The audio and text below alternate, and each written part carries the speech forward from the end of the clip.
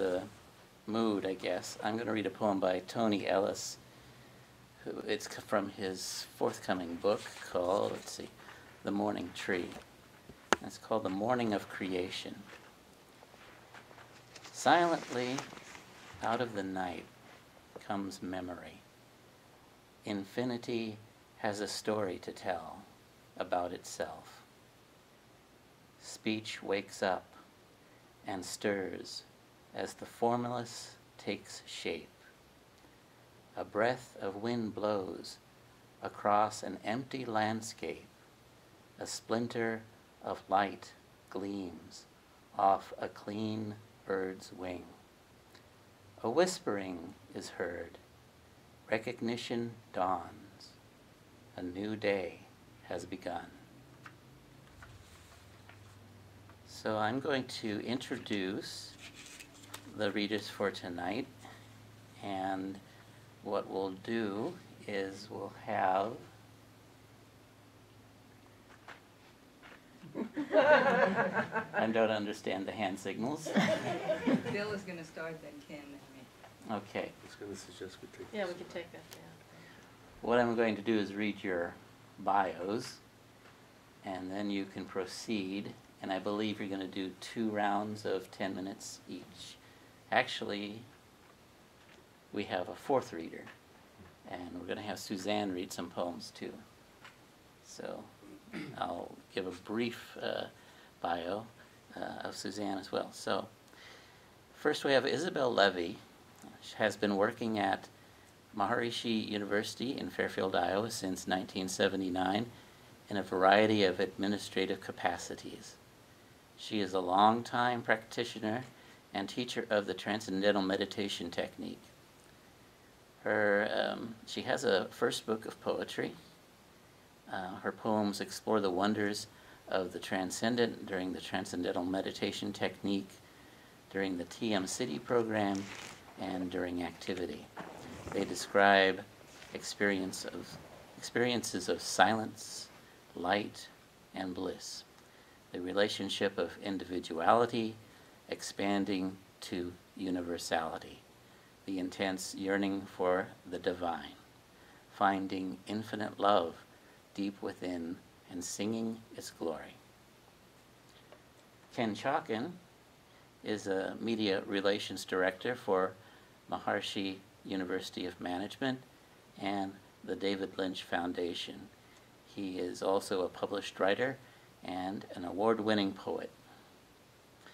Bill Grazer, a Long Island native, has worked as dairy farmer, carpenter, teacher of the Transcendental Meditation program, and is currently the locksmith at Maharishi University of Management.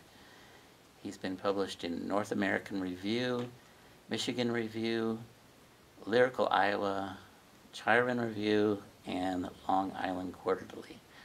And I just found out today, Bill is the recipient of the Norman Thomas Memorial Award from the Iowa Poetry Association. Congratulations. And we also have reading tonight Suzanne Vesley.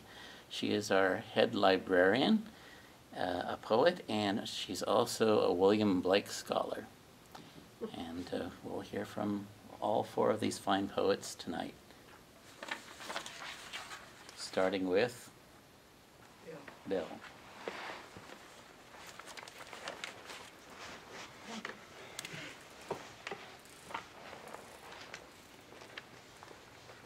Hello, everyone. Can you hear me okay? If I start to fade away, just go like that.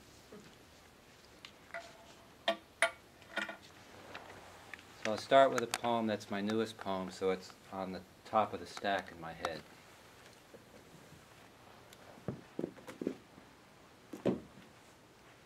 It's called The Upbeat Nature of Light Bulbs. They're there, lighting the room, and one of them goes dark. It's that way. The filament, delicate as a hummingbird's wing, and if broken, it's over. Nothing to do but change it for a new one, throwing the old one away. But bulbs don't worry about the dark. For them, it's enough to shine, to illumine that around them, to help us see.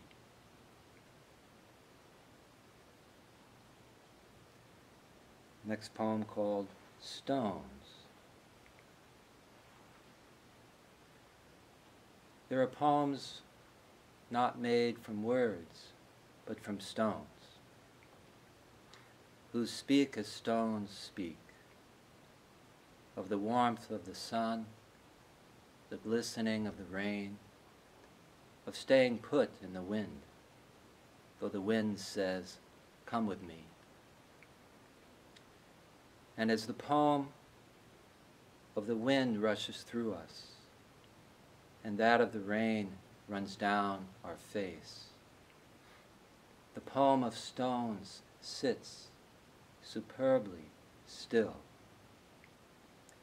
as we should too, sometime.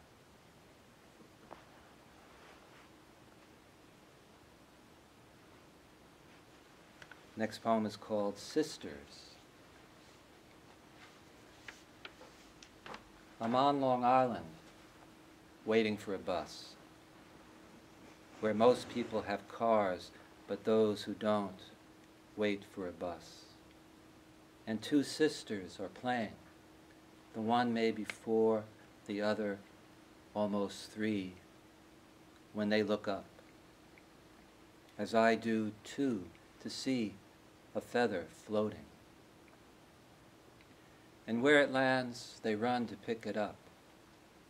But the older, reaching out her hand, stops, allowing the younger, who just arrive, being slower of legs, to be the first to touch it, to hold it high, who then offers it to her sister, who holds it high, who then offers it to me. Now I wish I had saved the feather so I could show you all, but I handed it back.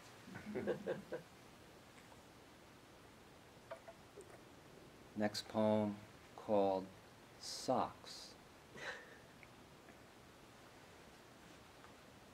Underwear for the feet, that which comes between us and our shoes, hiding place for holes and smell bad. Dress socks, work socks, white and red socks, wool socks that keep the toes cozy, warm.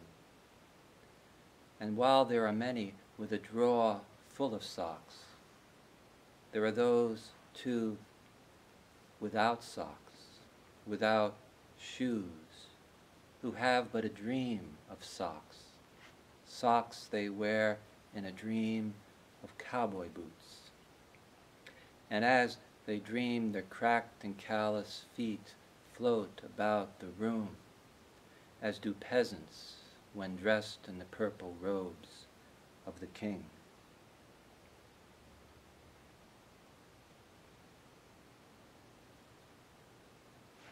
Isabel's poems especially will bring us into the dome and into the field of consciousness. This poem will bring us out into riding a bike across Iowa in the hot weather. The poem is called Ragbri, and if you know, that means, well, it was created by the Des Moines Register, so the R is for register. The Register's annual grand bicycle ride across Iowa. And I had my first taste of it some weeks ago when it took place, just driving a vehicle for a team of riders. And I was very impressed with the whole thing. It was very good fun, very huge thing, thousands of people. And the people were very kind and hospitable to one another, the riders and the towns where people were welcomed and allowed to tent, set their tents up most everywhere. They open their homes to a large number of people sleeping on air mattresses. And I got a poem out of it, which makes it quite worthwhile for me. Ragbri. 10,000 and more they ride. The young, the old, the lean, the bulging bellied. From the river on the west, through cornfields and small towns that cheer them and feed them, raise their glasses with them, and open their houses to their air mattresses, their yards to their tents. Come morning, with the one wheel of the sun lighting their way, the 10,000 spokes of Ragbri ride on.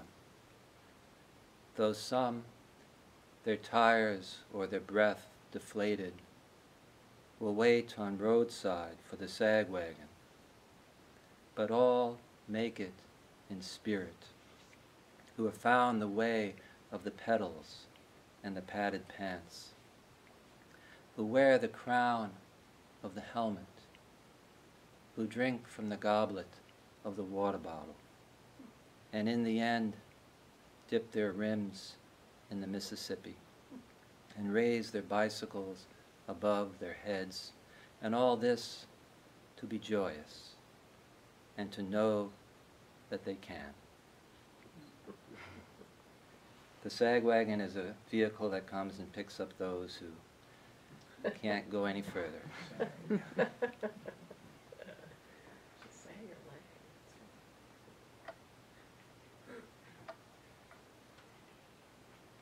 So I did win this recognition, and the poem was for a poem called Magic Light. Here's that poem. And I'm into photography. Those are my photos out there in the foyer, and a few other things I put together. And so this is a photography poem called Magic Light. And you know magic light is around sunrise or sunset. It's nice lights. Yes, come right up. Sure, sure. And this is open too if you like. Magic light. Ansel Adams sits up, reaches for his camera, his arm bony as a tripod leg. For it is magic light, the golden light of sunrise and sunset. But then he lays back down and focuses instead through the lens of his soul, there in the black box of his skull. And there he sees all the light that ever filled Yosemite, or blazed the crosses at Hernandez. And with his brittle jaw, with its few teeth remaining, there in the dark room of a coffin, he smiles.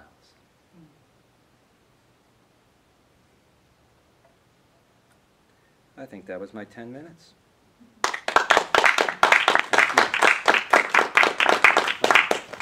Mr. Kenshaw.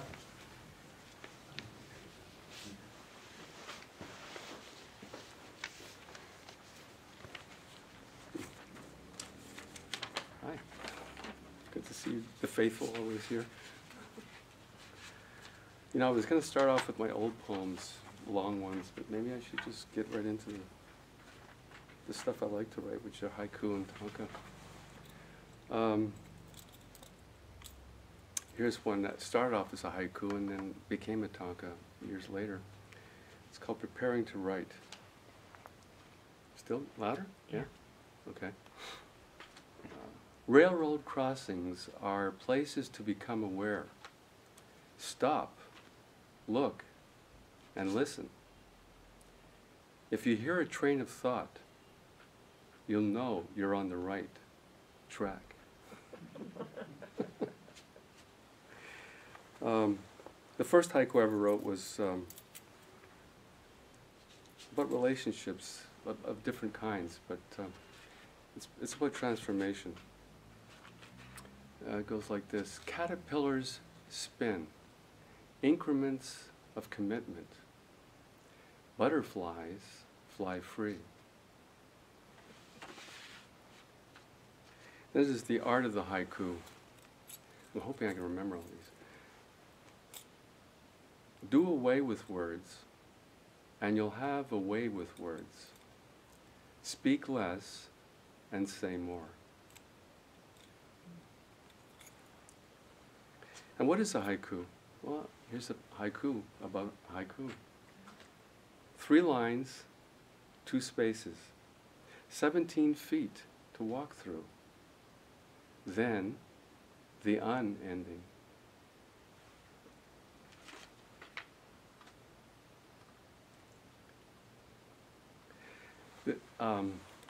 There's a place called Cliff House, and it's on Galiano Island in the Gulf Islands off the coast of Vancouver. And it's even though it's the ocean, it's very tranquil there because there's Salt Spring, Galiano, many different islands, and Vancouver Island blocks the main waves of the ocean from coming in, so it's almost as calm as a pond sometimes. So I was sitting out there on dusk, and you could hear a pin drop. And I heard something drop very, very softly. And out of that came this haiku. Tiny bells call me, arbutus blossoms falling, sounding the silence. And they actually are the little flowers of the arbutus, and they look like tiny white bells. It's amazing. Is somebody keeping track of time? I didn't notice when I started. Wendy. Yeah, 5 more minutes. Okay. So, talking about tanka. Tanka is sort of like you add 2 extra lines called a hoku. And they've had these competitions of renga where one poet would say a haiku and then the next would say the hoku, which sort of has the essence of the first and then twists it a bit. And they would go around like that. And so I like that form. My son was living as an uchideshi at San Leandro in an Aikido dojo, and I got to visit him, and his teacher let me stay there, and I got to see her training with the students, and it was quite mesmerizing. And 2 weeks later, when I got home, I wrote this tanka. It's called My Son's Sensei.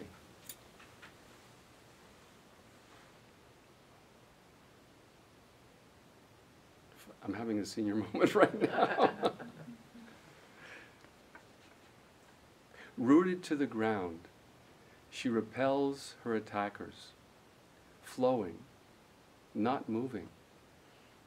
In storms, trees bear great burdens, bending, not breaking. And I really love trees, and there's a willow tree right outside my front door, and next to it is a locust tree. And I was thinking willow trees get a real bum rap. And so I wrote this poem for this tree. And you'll see what I mean. Willow tree, an overflowing fountain of green. Willow trees whisper. People say, weeping willow. But I'm not crying. Just bowing down to the earth, kissing the ground with my leaves. And one day I saw the branch of the willow wrapped around the branch of the locust tree, and I thought that was very sweet, and I wrote this one called Friendship. Trees like to hold hands. Bending branches to link leaves, they forge deep friendships. Swaying with the wind, they dance. Under the moonlight, romance. And here's a pair of poems that sort of define for me a special relationship. It's a tanka, and then the next one is a double haiku. Undecided. How can you tell me you want to meet me halfway? you've yet to begin. Love is non-negotiable. You're either out or you're in. Committed. When the tide rolls in, bows of boats bump each other, tethered to the dock. With our ups and downs, we remain tied together, solid as a rock.